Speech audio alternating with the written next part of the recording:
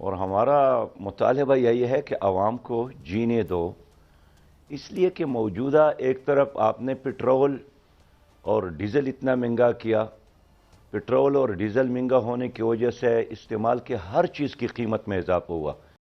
پاکستان میں پیٹرولیم مصنوعات کے ذخائر میں مسلسل کمی واقع ہو رہی ہے۔ 2014 میں ملک میں تیل کے 100 کنویں دریافت کیے گئے تھے، جن میں سے اب صرف 47 رہ گئے ہیں۔ ذخائر کی کمی کی وجہ سے 90% پیٹرولیم مصنوعات برآمد کی جاتی ہیں، جبکہ صرف 10% پیداوار پاکستان میں ہوتی ہے۔ بین الاقوامی تیل نکالنے والی کمپنیز پاکستان میں کام کرنے سے گریزاں ہیں۔ 2010 سے اب تک 11 کمپنیاں پاکستان میں کام بند کر کے جا چکی ہیں۔ 94 میں یہ معاہدے ہو گئے ہیں اور اب 2023 شروع ہو گیا ہے۔ 8.7 ٹریلین پیسہ یہ ہماری جیبوں سے نکال کر لے گئے ہیں۔ چیزیں خرید نہیں سکتی، جو بزنسز ہیں وہ بنانا بند کر دیتے ہیں، تو پھر مزید بے روزگاری شروع ہو جاتی ہے۔ تو یہ ایک وشیس سائیکل ہے احتشام صاحب۔ اس میں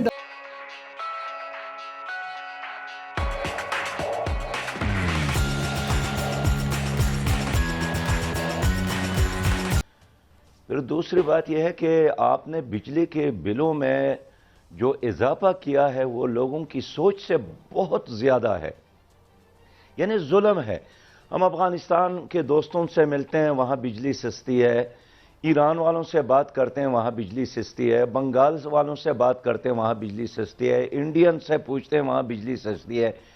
تو آخر پاکستان میں یہ کون سی قیامت آ گئی ہے کہ یہاں آپ نے 1 یونٹ بجلی 58 روپے تک اور 56 روپے تک پہنچایا ہے، اور اب اس کو آگے لے جا رہے ہیں 75 اور 90 تک۔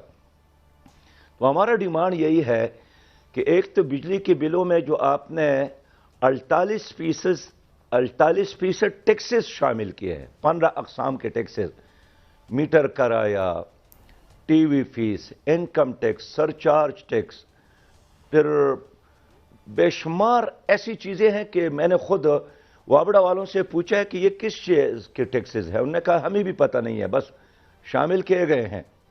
ابتدا میں 2 ٹیکسز تھے، اب بڑھاتے بڑھاتے اس کو 15 تک پہنچایا ہے۔ تو ہمارا دوسرا ڈیمانڈ یہ ہے کہ کم از کم ان ٹیکسز کو تو ختم کر لے۔ خود وابڑا والے بتاتے ہیں کہ اگر 1000 ارب بجلی کی اصلی قیمت ہے تو ہم 2000 ارب کیپیسٹی چارجز دے رہے ہیں۔ نہ مصر کے ساتھ، ظاہر ہے ان آئی پی پیز کے معاہدے اور ممالک کے ساتھ ہے، کسی بھی ملک میں یہ نہیں ہوا جو انہوں نے ہمارے ساتھ کیا۔ پھر یہ ہے کہ یہ 88 کمپنیاں ہیں، اور اس 88 کمپنیوں میں اکثر و بیشتر پاکستانیز ہے۔ تو آپ اپنے پاکستانیوں کے ساتھ بھی ڈالرز میں یہ معاہدے کر گئے ہیں، آخری وجہ کیا ہے؟ پھر ہمارا سوال یہ ہے کہ اگر ملک میں کوئلہ موجود ہے تو مہنگا کوئلہ آپ کیوں درآمد کرتے ہیں؟ اگر 30 لاکھ میگا واٹ بجلی پیدا ہونے کی گنجائش سولر میں موجود ہے تو پھر آپ آئل درآمد کر کے کیوں مہنگا بجلی بناتے ہیں؟ تو پھر جواب یہی ملتا ہے کہ ہماری مجبوری ہے۔ ہم مجبوری کیا ہے میں آپ کو بتاتا ہوں۔ یہ جتنے کمپنیاں ہیں ان کے مالکان مافیاز ہے، اور یہ مافیاز ان کا تعلق پیپل پارٹی، مسلم لیگ اور پی ٹی آئی کے ساتھ ہے۔ یہ ان پارٹیوں پر انویسٹمنٹ کرتے ہیں، یہ الیکشن کے اخراجات برداشت کرتے ہیں، یہ ہیلی کاپٹرز والے ہیں۔ تو میں اس لیے سمجھتا ہوں کہ تاریخ میں اتنا بڑا ظلم شاید ایسٹ انڈیا کمپنی میں بھی انڈیا کے ساتھ نہیں کیا تھا جتنا ظلم آئی پی پیز نے پاکستان کے ساتھ کیا ہے۔ ایشو کو آئی پی پی کو چھوڑ دیں، اور دوسرا کیا آپ سپریم کورٹ یا عالمی عدالت میں جائیں گے کہ پاکستان کی عوام کا یہ خون نچوڑنے کا سلسلہ روکا جائے؟ جماعت اسلامی کے علاوہ تو اس ایشو کو کوئی اٹھاتا نظر نہیں آتا۔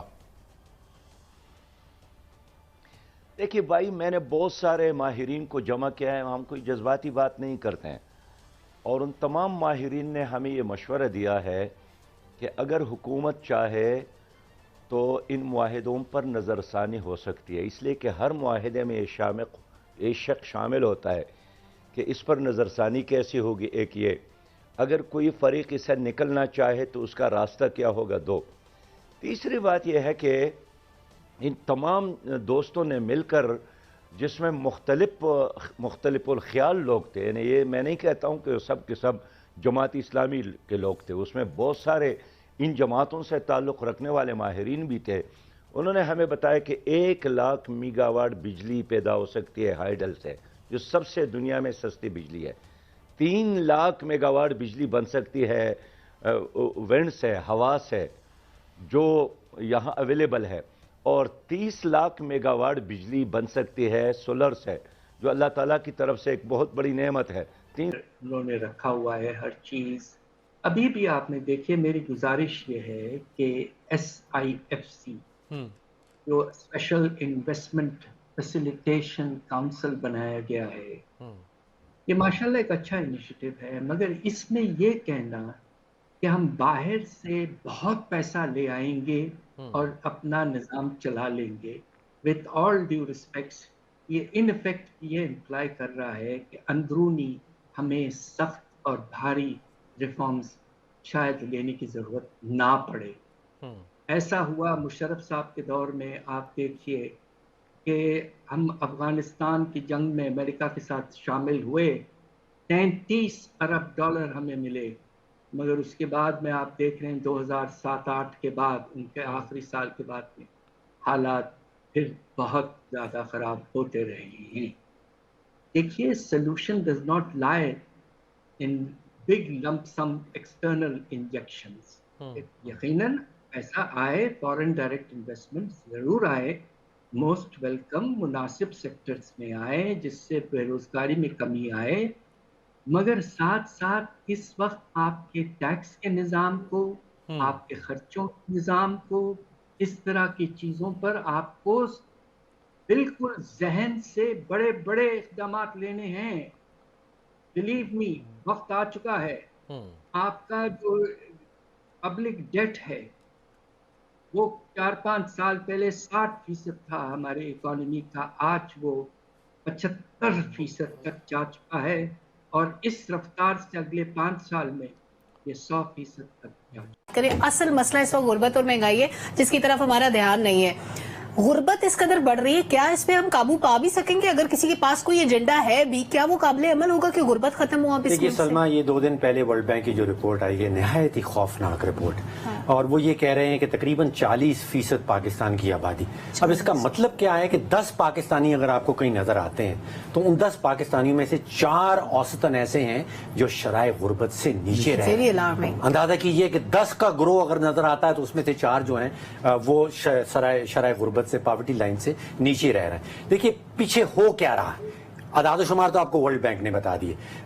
1 سال میں کیا ہوا پاکستان میں, پچھلے 1 سال میں گندم کی قیمت میں 100% اضافہ ہوا, اور یہ حکومتی اعداد و شمار ہیں, یہ میرے نہیں ہیں. چائے کی قیمت میں 95% وہ کہہ رہے ہیں اضافہ ہوا 1 سال کے اندر, اور چینی کی قیمت میں 70%. اب آپ سوچئے کہ ان 3 چیزوں کی قیمتوں میں یہ اضافہ ہوا, تنخواہیں نہیں بڑھی. جب تنخواہیں نہیں بڑھتی اور یہ مہنگائی آتی ہے, تھوڑی بہت بڑی, وہ سرکاری ملازم, پھر نتیجہ نکلتا ہے غربت, جس کا ورلڈ بینک جو اشارہ دے رہا ہے. تو مہنگائی ہوئی اور آپ کی تنخواہیں نہیں بڑھی, غربت آ گئی. اب جب غربت آ جاتی ہے تو پھر ایک سائیکل شروع ہو جاتا ہے. مجھے خدشہ اس چیز کا ہے کہ جو پچھلا سال گزرا ہے, اگلا سال اس سے زیادہ مشکل ہوگا.